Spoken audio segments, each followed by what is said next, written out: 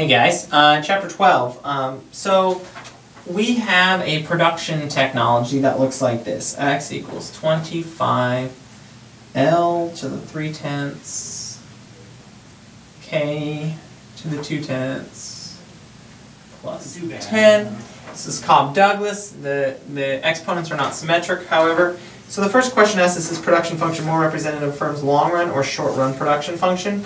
And the answer is that it's clearly long-run because both labor and capital can vary, right? The short-run production function is just a slice that holds capital constant. Next, it's asked for the marginal product of labor. So the marginal product of labor is just the derivative of this with respect, partial x with respect to L. Okay, so let's do that. So that's 3/10 times 25 L to the negative 2/10, negative 7/10, excuse me, K to the 2/10. There's nothing here. Okay, and let's go ahead and simplify this. This is going to be 7.5 K to the 2/10 over L to the 7/10. Is it diminishing? Well, there's a couple of things that we can ask. First, if I were to take the derivative of this, this is L to the negative 7/10, so the exponent would go in the front. Because don't forget, the derivative of this derivative will tell us how this marginal product of labor is changing. Second way, we can look at it even a little bit more simply. As I hire more laborers, this L is on the denominator. What's going to happen in this term in general? As L goes up, the productivity overall is going to go down. So yes, it is diminishing. Next, the marginal product of capital. Same thing. Partial x with respect to capital. What is it? It's going to be 25 times 2/10 times L to the 3/10 K to the negative 8/10. Okay, so that's going to equal to 5 L to the 3/10 K to the, well, let's put it on the bottom, K to the 8/10. It also is diminishing, you can tell, because the K is on the bottom. As you get more K, the overall productivity goes down.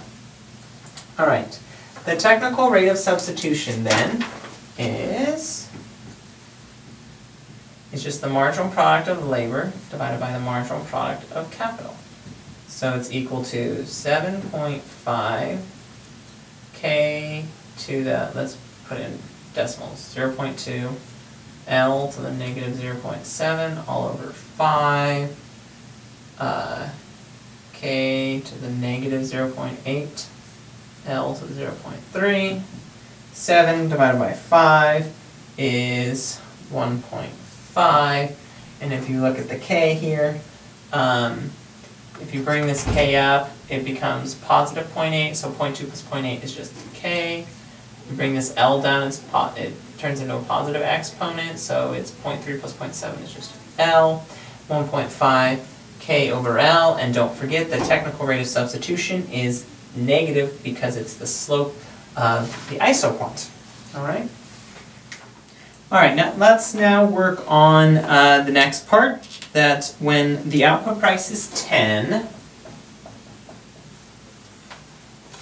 what do we got? Wage rate is 20, and the rental rate of capital R is equal to 5. Find the profit maximizing point.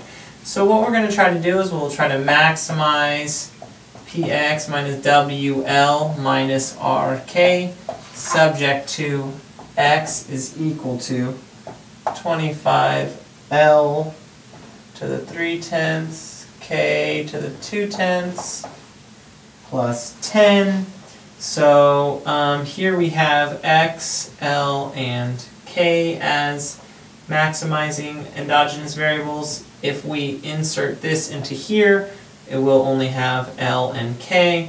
So we'll maximize, I'm going to plug in these values. 10 times 25L to the 3/10 K to the 2/10 plus 10 minus 20L minus 5K. Let's go ahead and take the derivative of the profit function right here. I guess I should put that this is the profit function with respect to L. So I'm going to have 3/10 times 25 times 10. That should be 75. Yeah. 250, 75 L to the negative 7/10 K to the 2/10 minus 20 equals 0. Let's make this a little bit prettier. This implies that L to the negative 7/10 is equal to 20 divided by 75 times K to the negative 2/10. Right, when I bring the K to the 2/10 over, it becomes K to the negative 2/10. And then I have to raise both sides to the negative 10/7, negative 10/7. So I get L is equal to 20 over 75 to the negative 10/7 K to the, so I have a 2/10 to the 10/7. The 10's cancel, I have K to the 2/7. Let's hold on to that right now. Notice that it's an L and a K, so I'm going to have to resolve through K and plug it back in there. So in order to find K, I need to take the derivative of the profit function with respect to K, and that's going to give me, let's see here, 2/10 times 250, it'd be 50. L to the 3/10, K to the negative 8/10 minus 5 is equal to 0. This implies that K to the negative 8/10 is equal to, let's see here, 5 divided by 50, or 1/10.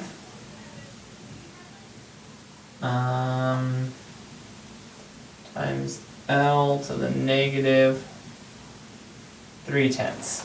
Once again, I need to raise it to the negative 10/8, negative 10/8, and so I'll have K is equal to 1/10 to the negative 10/8 times L to the 3/8.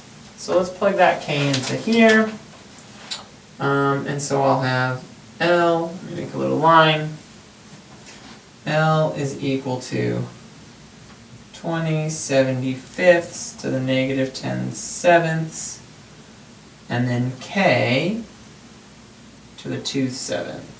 So let's plug in K. I've got 1/10 to the negative 10/8, L to the 3/8. So this implies that L is equal to, I'm going to leave it like this for a bit, 20/75 to the negative 10/7, and then I have 1/10 to the negative 10/8 to the 2/7. So that would be, let's see here, negative 20/56. Make sure that's right.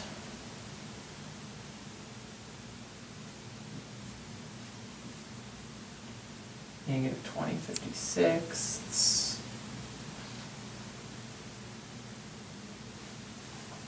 Times L to the 6/56. Okay, now I have to get all the L's on one side. So this is L to the first power divided by L to the 6/56. In other words, I can just do L to the first power minus 6/56. So I have L to the 50/56 is equal to 20 over 75 times negative 10/7, 1/10 to the negative 20/56.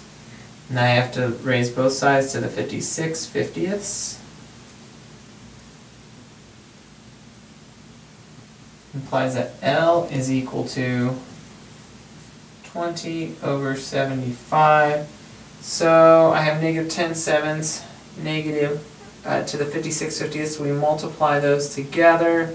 So that is going to be 5, 56/35 and 1/10 to the -2/5. And that, when you plug this into your calculator, gives you approximately 20.82. Alright, so now that we have something for labor, we're going to have to do the same thing for capital here. So we can take this capital, and I'm actually going to erase this. Let me write up here that I know that labor is equal to 20.82. And re-erase all of this. Can do the same thing for capital.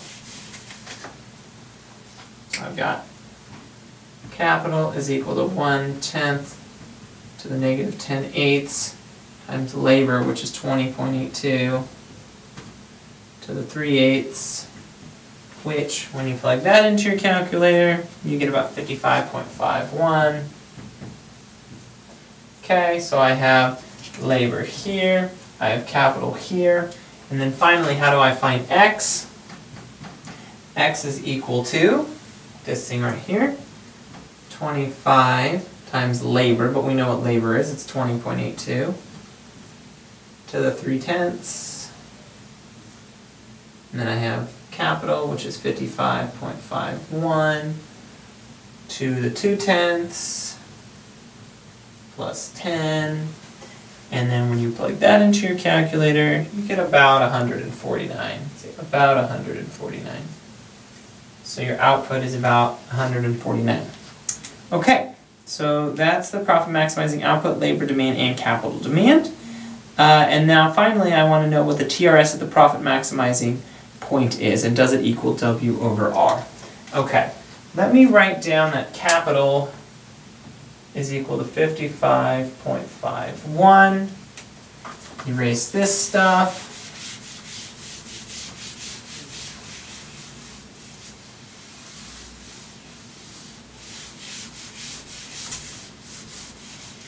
Remember earlier when we found that the TRS was equal to, what did we find? It was -1.5 K over L. Well, let's plug these values in. So this is equal to -1.5, 55.51 divided by 20.82. And if you do that, that's -4, okay?